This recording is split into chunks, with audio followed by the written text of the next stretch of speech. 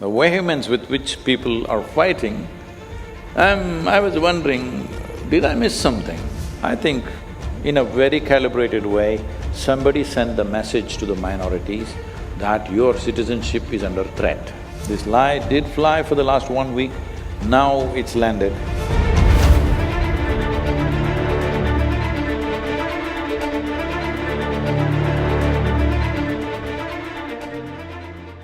Namaskaram, Sadhguru. Sadhguru, there is a lot of turmoil in the nation regarding CAA and NRC.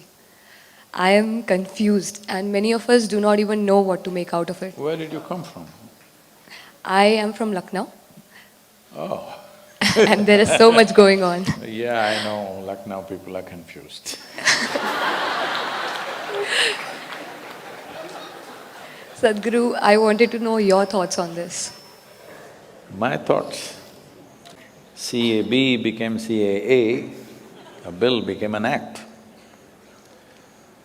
Well, looking at last 1 week's reactions on the street, I even wondered, have I missed something really? Have I missed some aspect of it? Because I have not read the act fully, I only know it from the newspapers and whatever else is there in the… generally out there. Considering that many explanations that are being put out.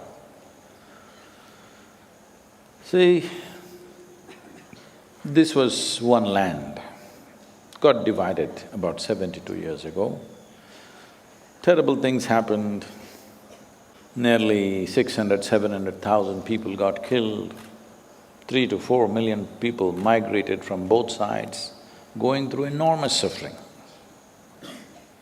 And the country, at least one part, not India, the other two parts that happened on religious basis. People divided the land on religious basis. Fortunately, we chose to be a secular nation, but the others chose to be, religious republics. But not everybody changed sides, because people have been living there for millennia. Not everybody will leave their property, their life, their everything and travel just because the nation… somebody drew a line. 72 years ago, a whole lot of people did not understand what this line meant, really. So quite substantial number of them stayed back. There's a lot of debate about percentages, I'm not an expert on this either.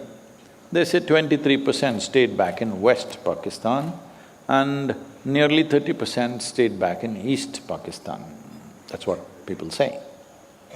Because nobody has perfect numbers, I believe, but it's somewhere around that, it can't be totally wrong. But then 1971 war happened and East Pakistan became Bangladesh. Then widespread persecution of the minorities happened. At that time, nearly 18 to 19% of the people left and came back to the Indian side. They got mixed up, there was no proper arrangement, they just gotten mixed up with the local population. Some of them are still in refugee camps, unfortunately. That's the situation in India. The situation on the other side is different, because by law there is discrimination against the minorities. Here also people will claim there is discrimination, but not by law. Individual people may always discriminate against each other, which is there in every nation on some basis, for race, religion, caste, creed, gender. All kinds of discriminations exist, unfortunately, in most societies on the planet. We are not completely antiseptic to that, we also have our share of discriminatory practices, but not by law. In the eyes of the law, all citizens of India are just same. There is no two ways about it. Social practices, Not everything catches up with the constitution, everybody plays their own little game here and there for different reasons. Political reasons, social reasons, economic reasons, variety of things. But on the other side, by law, there are discriminations, which by law, women are seriously discriminated on various levels. By law, almost all the minorities are discriminated. Just day before yesterday, a professor has been given a death sentence for blasphemy because he wrote something online which the religion does not like. Such things are not possible in this country, okay? Socially, there may be repercussions, that is there everywhere in the world, but not by law. I was in Baku, in Azerbaijan. 164 Pakistani Hindus were visiting Baku because Baku has a fire temple which is over 5,000 to 6,000 years old. With all Sanskrit inscriptions, Indian people have been traveling to this fire temple. It is called the Agni Kashi. So those who want to do sadhana on fire because of natural gas, naturally on the land, there are points where fire is burning or is been burning forever. So they built a nice temple around that, and this is a place where people go to do sadhana, largely to die, the last part of their life. They want to go there and spend. For thousands of years, they've been going there. So now, in India, we've completely forgotten about the Baku temple, the fire temple, but the Pakistani Hindus are still going there. So 164 of them came. Well, on that day I had to take 164 photographs with each one of them, and then families, and then friends and groups, and totally 200 pictures in one evening.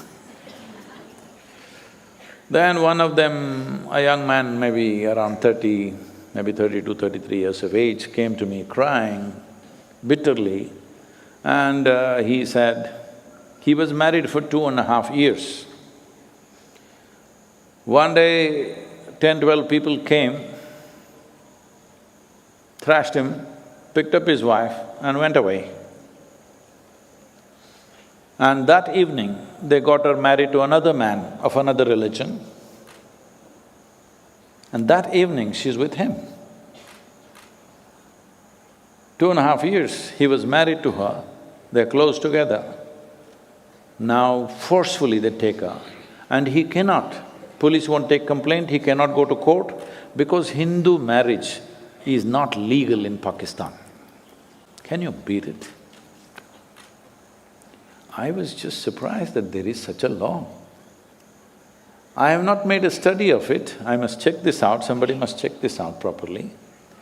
But I inquired and a few other people confirmed it is so. I'm not 100% on this, but this man's plight is real. That they pick up his wife, take her away, that evening they get her married to somebody else and she's supposed to live with him that evening. Because his marriage is not valid, because he's gone through a Hindu ritual. He has not gone through the rituals that the other religions are propagating. So his marriage is not valid. So people have been going through these kind of things, so a trickle of people, slowly when they get overly frustrated, they can't live there, they've been coming for last few decades. In my opinion, CAA is too little compassion coming too late.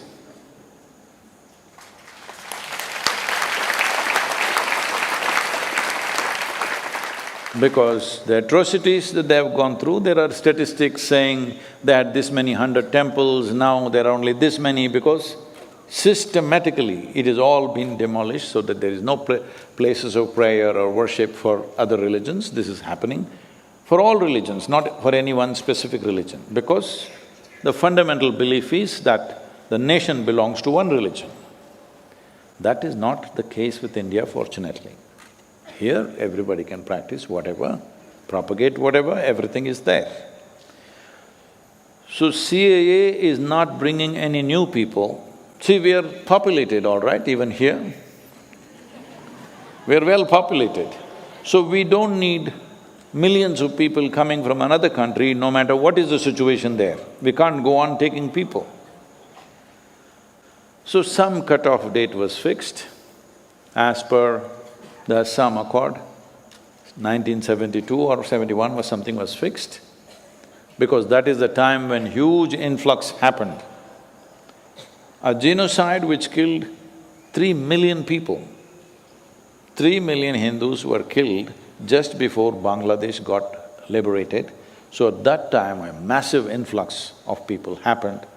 So local people started protesting because their culture is being overrun by refugees.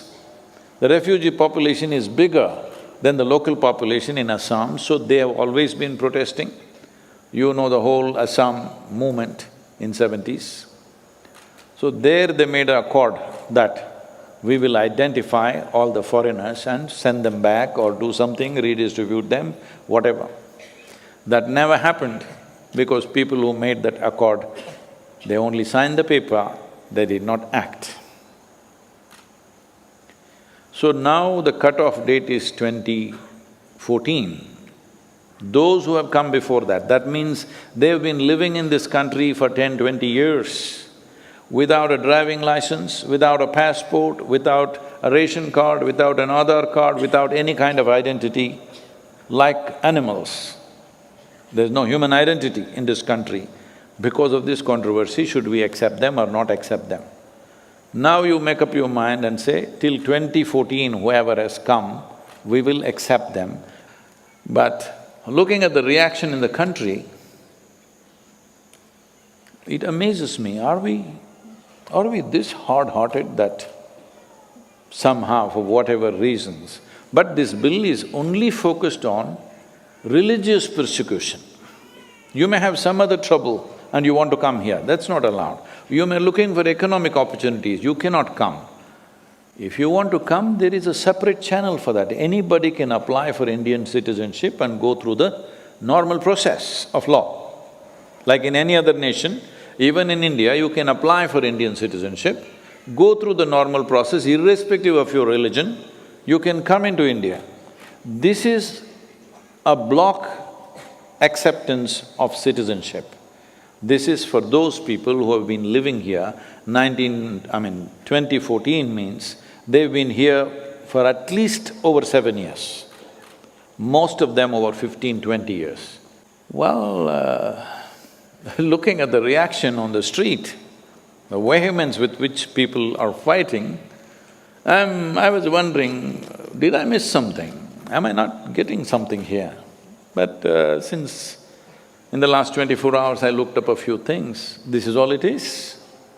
And everybody knows that's all it is. Now slowly everybody is changing their stance and saying, no, we are reacting because of police atrocity. Nobody… See, one thing is, it looks like the government was caught napping because they didn't expect such a big reaction for such a simple issue. So they didn't put up enough police on the streets. So police got really thrashed badly in most places, brutally. So when a few thousand people corner 25 policemen and thrash them, naturally when the bigger force comes, they are going to do some things. I'm not trying to justify anything. This is the reality that we have seen in the last 8 days. And now everybody is changing their stance and saying, no, it's not that, we never said it's religious discrimination, it is just police should not enter the university. But university students can behave like quarry workers, and from inside the university they're throwing stones at everybody, and police should not go and stop them. When they go, well, if she's throwing stones and she is not, both will get beaten, unfortunately, because she's sitting next to her. This is the way it works in the crowd, huh? Will they go out and point out only she was throwing, others were not throwing? It doesn't work like that. All of them who are sitting together, everybody gets beaten. But I think they didn't use their firepower. That is a lot of restraint, otherwise people would have died in big numbers. Lucknow, where you come from, there are 56 policemen who have bullet injuries. Where did the bullets come from? Lucknowi people. What are you up to? Police have bullet injuries. What does it say, unfortunately? So, this is a dangerous game people are playing. I think there is a certain desperation among certain people who misinformed illiterate masses of religious groups who went wild thinking that the local Indian Muslims will lose their citizenship. That's what they conveyed. They sent out a message saying, they are discriminating and all of you will lose your citizenship and they will throw you out. This is… well, such mischief should not have worked on the scale that it worked. It should not have. It's unfortunate. Still, in today's day and age where you can just open up your phone and read the act, what does it say? What does the CAA say? Any student can read it, but all of them are coming and behaving like illiterate people. They're studying in premier universities, and how come they can't read the damn act? It's really sad that such a thing can happen, that nobody reads the act, everybody goes by the rumors that are going on. WhatsApp is their source of knowledge, okay? I hope they're not doing any PhD on WhatsApp. It's really terrible that public property is burned and destroyed. Ordinary people's scooters and cars and shops being absolutely vandalized like this, for what? Because once the crowds go into a frenzy state, nobody knows why they're doing what they're doing, everybody's doing something. I think in a very calibrated way, somebody sent the message to the minorities that your citizenship is under threat, which is an absolute lie. Unfortunately, it did fly. This lie did fly for the last 1 week, now it's landed, now people know it's not, so they're trying to find different reasons why we did what we did. It's very unfortunate. You also want NRC? You're determined to get me into trouble. See, there is an NRC in every nation. It may not be done in this format. What NRC means is, every citizen must be registered. All those who are living in this country must be registered. When we are trying to… in Coimbatore city, there was an attempt to register all the dogs which have some ownership. I'm saying, the idea is we must know how many dogs, otherwise we don't know what will happen. Because some children were killed by packs of dogs, loose dogs, street dogs, out there attacking school children and eating them up, killed. So then somebody suggested, all those who have some ownership, they must have a tag and they must be registered. Their birth and death must be registered. When we are thinking on these lines, we want even dogs to be registered. Is it not important how many human beings are there in this country? Where did they come from? Were they born here? Did they come from outside? What is their antecedents? Is it not important for a nation to know this if you want to conduct this nation properly? But some people think that is also discriminatory. This is for everybody. All of us, you and me, will have to register. Now, they are giving you various options, you produce your birth certificate, people say we don't have.